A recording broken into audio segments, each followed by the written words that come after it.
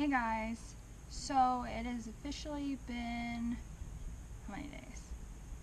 Monday, Tuesday, Wednesday. So it's roughly been about 4 days since I got out of the hospital, and I spent about 4 days in the hospital, and honestly I think I've been kind of up and down about the whole thing from the beginning, but this hospital visit was a lot more emotionally trying for me than I think some of the other ones that I've had. This one was the longest hospital visit I've had since I was diagnosed back in 2016, which I think is a big part of it. I was very frustrated, incredibly frustrated. So I was really emotionally up and down about the whole thing. I was really good-natured about it, but there came a point where I thought I was going to be spending more time in the hospital. It was always like, oh yeah, like I'll totally get out tomorrow. And then it was, I'll get out the next day, and then the next day, and it seems like stuff kept happening to where I wouldn't be able to go home the next day. And so the day before I was released, I've been doing a lot better. I was making one lap around the unit, and so that night I'm like, oh yeah, you know, I'm gonna do it one more time. I'm gonna do 2 laps.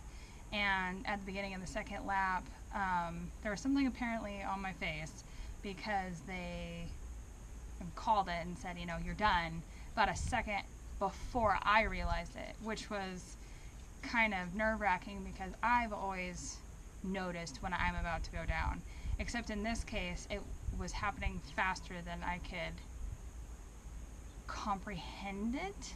Like, I had a lot of feelings that lended towards having an episode, but usually I knew within a pretty small margin as to when it would actually happen, and that wasn't happening. So something was different, something was wrong.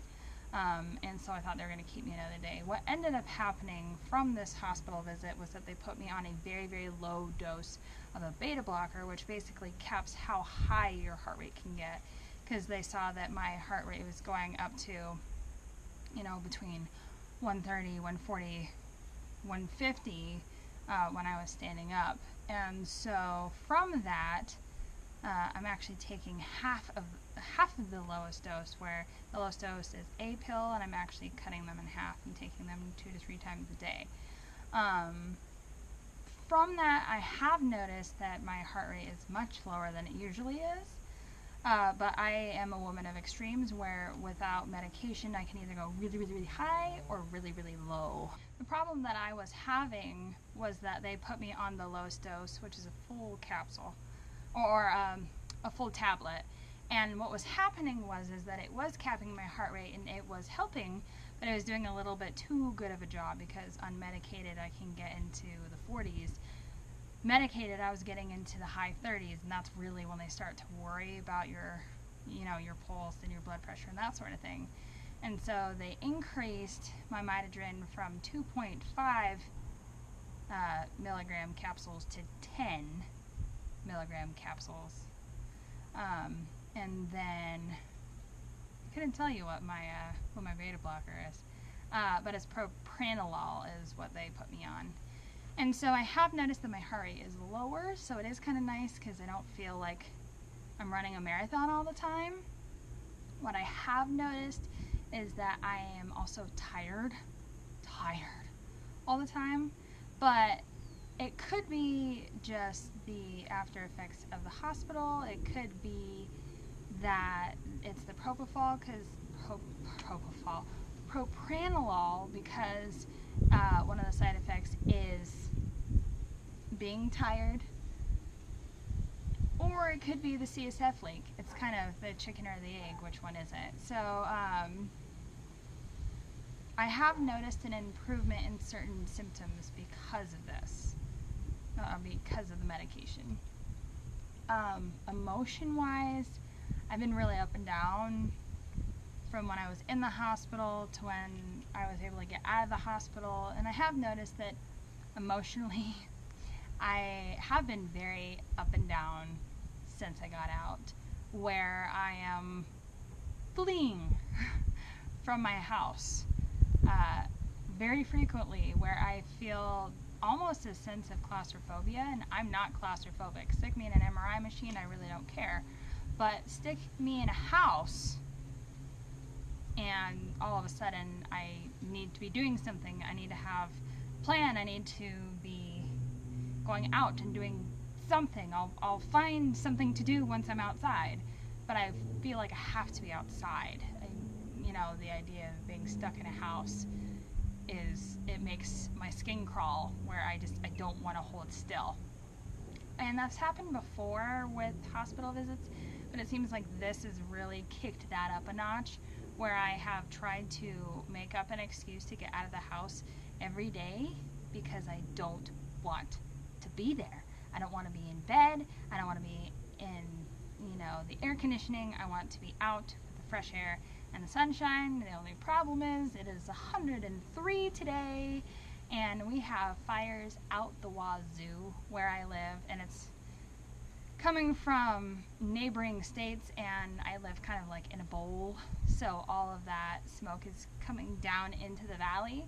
So health-wise, it's probably not the best to be outside. I guess it's like 10 points below being unhealthy in general, but it's definitely unhealthy for sensitive groups. But I've definitely felt this need to be outside, and I've even noticed this when I've been in restaurants now, where I'm in a restaurant with either family or friends, and I can only sit there for so long before I'm like, I gotta go by. So now I feel like I need to take my own car to go everywhere because I can only tolerate being indoors for so long. And I think that that's primarily due to my hospital visit, because I think I feel trapped, I think is the problem. I think I feel trapped in a space where I cannot get out of, because I was definitely starting to feel trapped in the hospital where I wasn't allowed to go and do anything by myself. And because I was a fall risk, I was considered a ×2, which basically means if I need to go anywhere, say walk around the unit, go to the restroom, anything, there has to be 2 people with me at all times. So, dignity goes out the window when all you want to do is go to the restroom and you have 2 people following you to the restroom and back. So you feel really useless and you feel very trapped, and I feel like I'm running from that feeling a little bit, where I can only tolerate being around people for so long, and I can only tolerate being in a house or a indoor structure for so long before I feel like my skin is starting to crawl. I really hope you guys do that too. I don't know if it's just me. If it's not just me, let me know, because that would make me feel better. But that's kind of where we're at. I'm supposed to have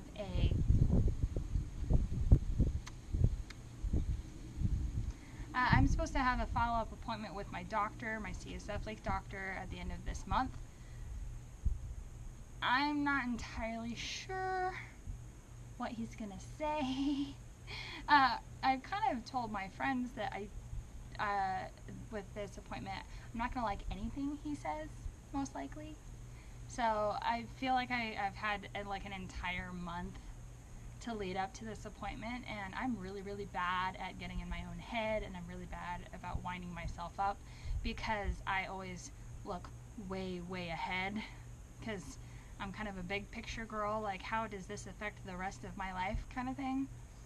And so I feel like I have to prepare for all of the different things that may be said and how it's going to affect work and school and all of that. So I feel like either he's going to tell me I need surgery, which is like nightmarish.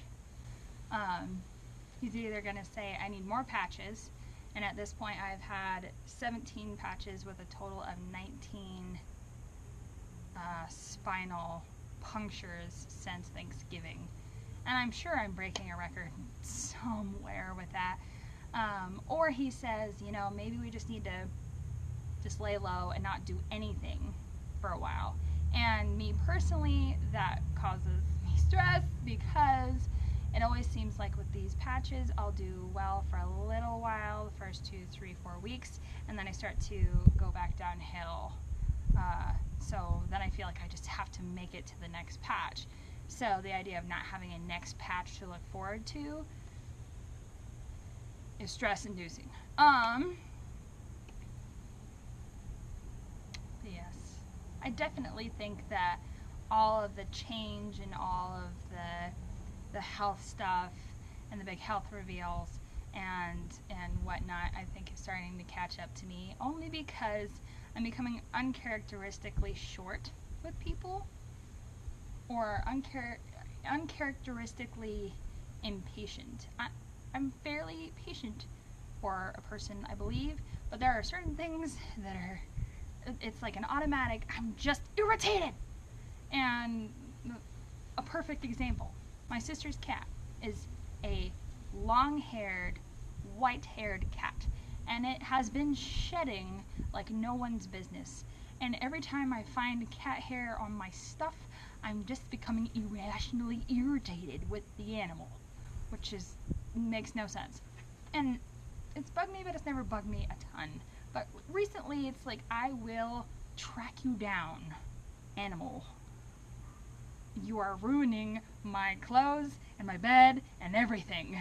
And it's an overreaction, and I realize that, which is why I usually talk myself through stuff like that, where it's like, this is irrational, this is not normal, you just need to breathe.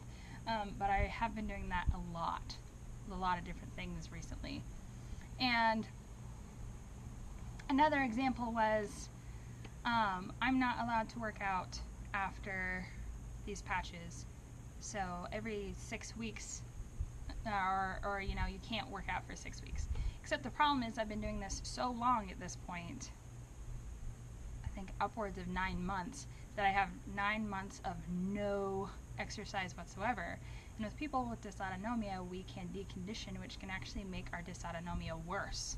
And so I'm trying to find the happy medium between keeping my muscles working and toned without exercising.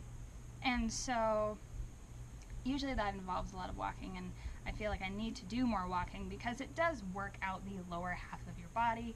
You can stay straight, you're not causing any stress on anything. It's not necessarily a super crazy aerobic exercise. But I'm starting up school again. I've actually gone back to the university that I started at back in 2012 because, by God, I will finish my bachelor's.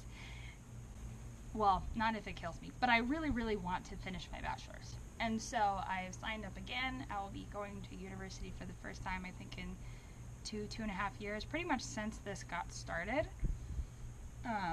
as far as health journey and diagnoses and whatnot.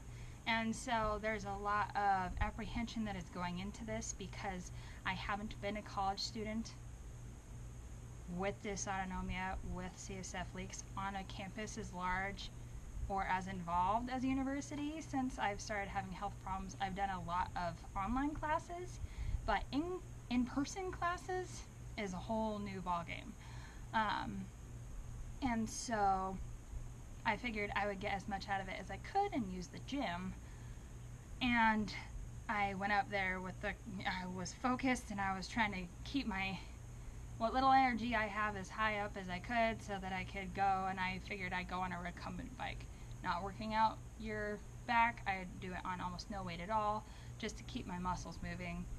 And they said, I'm sorry, you're a fall student, and fall students can't use the facilities until the 18th. So I went all the way over there, I paid tuition, I did all the things, and then they're like, haha, see you later, bye.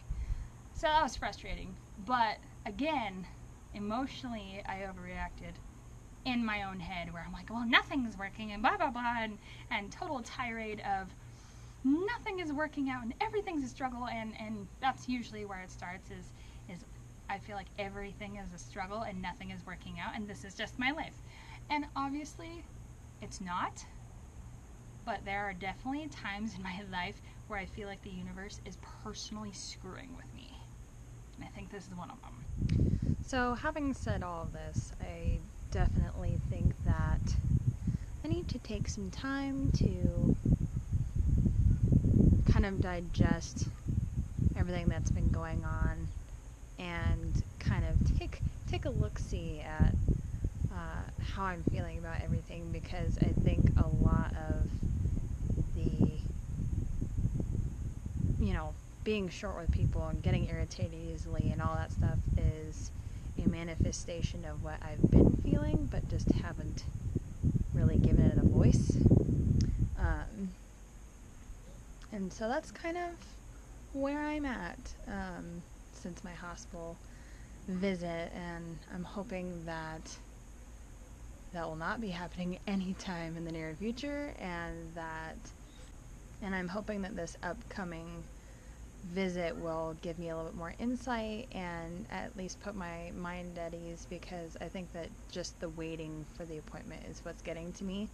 If I had an answer one way or the other, I think I would feel more sanguine about the whole situation, but that's kind of the way it goes, and especially with healthcare, the fact that my follow-up is only a month out is pretty impressive. So crossing my fingers that everything will go as it should, and I'll just keep plugging along. So that's what I have for you guys, and I will keep you guys updated, as well as do my best to get more in-depth topic related videos, maybe not so many vlogging videos. If you guys prefer the vlogging style, let me know. If you prefer the ones where I actually have more of a topic and I kind of play show and tell and that sort of thing, also let me know. I think that there's an educational value to both, but I'd be interested to see what you guys are interested in, so just let me know in the comments. Make sure to subscribe and hit the little bell so you can see when I post, since I post kind of all over the place, and I'll see you in the next video.